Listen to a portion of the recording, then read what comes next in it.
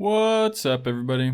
Heliex here, and this episode, well, we're starting off in our base, but that's not where we're going to stay, because we're working on the new base. I'm so freaking excited. Oh my gosh. And the reason I'm excited is working on the new base is the first step to getting out of this storage room. I hate this thing. It worked good starting out, but there's just not enough chests. It's not automatically sorting. It needs to be way bigger. So first step is build out the new base for the new storage system. And spoiler alert, at the new base we're going to have automatic sorting for every stackable item in the game. It's going to be awesome. But we're still a little while away from that because we haven't even started on the new base. We can't even get to the new base. I don't know where it is. I saved the coordinates somewhere, but we just kind of flew around last time looking for a big mountain. I think it's that way. Or that way. I really have no idea. Oh, and before I forget, my brother mentioned after he watched the last video that he said, "Man, it'd be great if you had the Minecraft sound in the video too. It sounds kind of empty without it." I was like, what are you talking about? There is sound in there. No, there wasn't. There we go. Yeah, see, fire, block breaking. It's back now. This whole video making thing is a learning process for sure. So I found the coordinates and it looks like the new base is that way. Like 700? Oh, come on.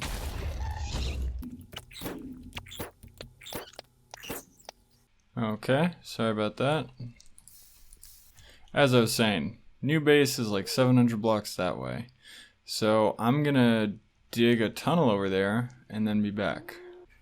And I'm back with the tunnel. We can now get to the new base. And also, as like a life hack, if you ever get stressed out or having a bad day, just dig 2 high in the nether, have an efficiency 5 pickaxe, and then look up and hold W and left click.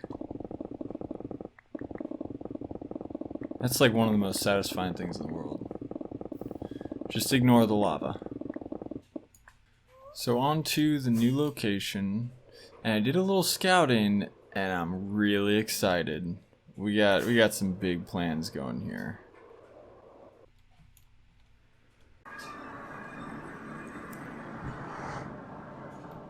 Alright, so before the sun goes, just down here really quick. Here's what I'm thinking. I was gonna build it in this little cave, but it's kind of dark and that doesn't go back as far as I want it to. So I'm thinking right here. Ooh, hold on. Right there. Have a 30 wide, 12 high, giant piston door opening up to a hangar that's going to go back 130 blocks. It's going to be massive. Whew. Ooh, quite the mob spawner up here. To give you an idea of what 30 by 130 looks like, that is what it looks like. That's going to be friggin' sweet. I'm so excited. We're gonna have so much room. So I'm over here getting set up for the big dig out. Obviously we have a mountain, we want a hole. So there's gonna be, hold on, actually I calculated it. What did it, I think it was like 45,000 blocks. Which, I mean, in Minecraft, you look at like SciCraft and they're doing, millions of blocks. So it's not that much. But I'm going to get these set up and then start the digging. So we've got the storage. I don't know if that's going to be enough. It probably won't. And we took some of the gear from the End City clearing we did last episode and made a bunch of perfect pickaxes. So hopefully shulker boxes and a bunch of pickaxes will be enough for 45,000 blocks. So let's do it. No. I just ran back to get my beacon and I got it. And I was running out of rockets, but I was like, oh, no problem. I'll just drop my ender chest, get some more from them. But I placed my ender chest at the new base. And so I got nothing.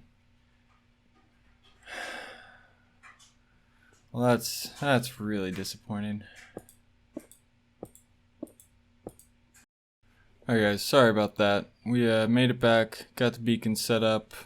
Now, no more interruptions. We're ready to get started. Cue the time lapse.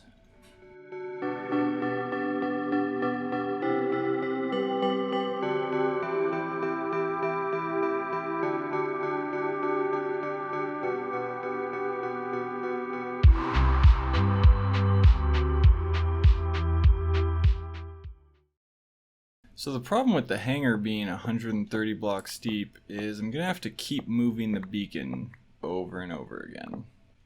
I also didn't really think through the positioning of the beacon.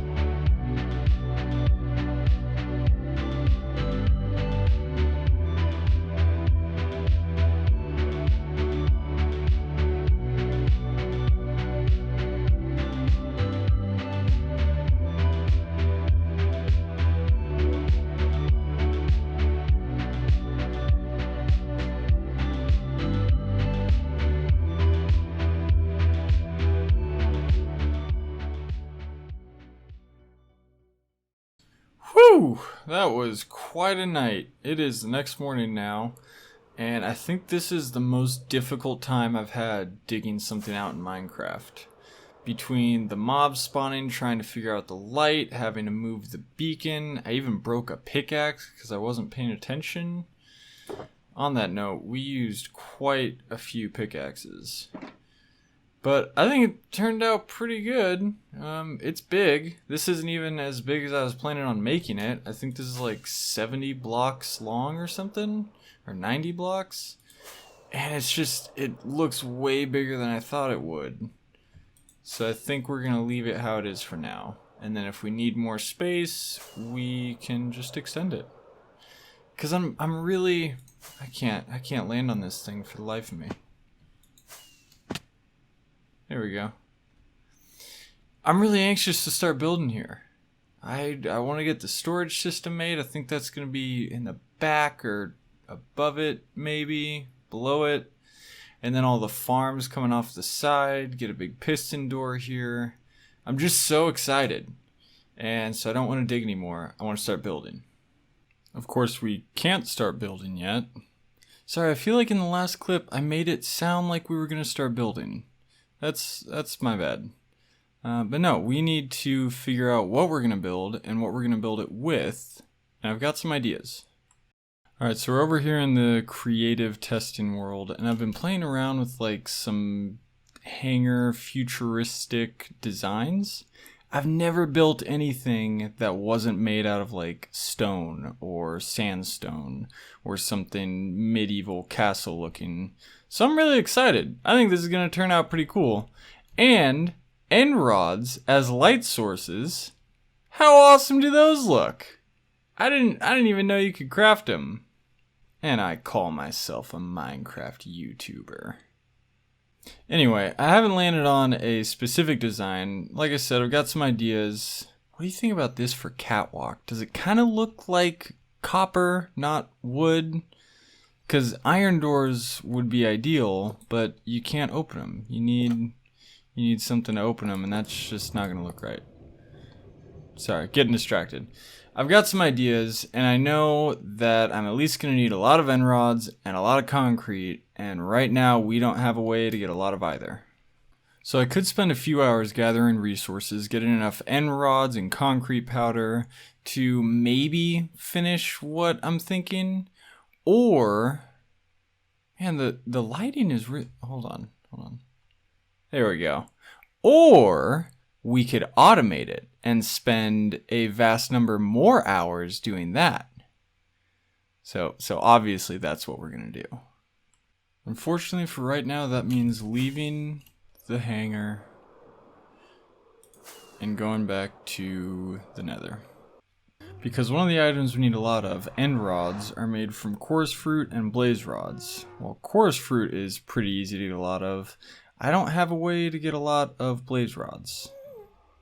So I think you know where this is going. Nether Fortress Farm. But not this one, because it'd be horrible. It'd just be terrible to build a farm on. So I want to go with Nembomb's design to farm everything in the fortress. Blazes, withers, or wither skeletons, you know, all that stuff. But it requires making a perimeter or spawn proofing the entire area around it. So having all this land underneath the fortress is not great. So I think the last thing we're going to do on today's episode is spend some time flying around the Nether to find a good fortress. So while I fly around looking for the perfect fortress, I wanted to explain spawn proofing for those that may not be familiar with it. Mobs spawn anywhere within 128 blocks from the player, and only a certain number of mobs can be present in a world at a time. So if you're building any type of mob farm, you want to make sure mobs are only spawning in the mob farm. To put it differently, if the game only allows 100 hostile mobs at a time, you don't want 70 mobs spawning outside the farm and just staying there. So you want to spawn proof everywhere that isn't a farm. And there's a few ways to do this since mobs can only spawn on solid blocks. You could dig out 128 blocks in every direction. You could cover the whole area in lava. You could place a non-solid block over every space like buttons or leaves or half slabs. Or you could blow it all up with TNT. So the Nether Fortress we're looking for is one that is mostly surrounded by lava, so there's less ground for us to spawn proof. So there's a couple things wrong with what I just did here. One is I'm pretty lost now. And the other is I just made my world file huge. Every time you load a chunk, it makes your world bigger. And so yeah, if I ever need to download this world again, that's going to be a problem. That being said, I think I found the right place. I mean, I flew around for a while. I think this is as good as we're going to get. We'll still have to do a little bit of clearing, spawn proofing, but using that crossroads right there, with all this lava around it, I think that's going to save a lot of time. Oh, I'm getting lag. Oh, I'm getting lag. What is going on? What is going on? What is... Are you freaking kidding me? I'm really scared to join.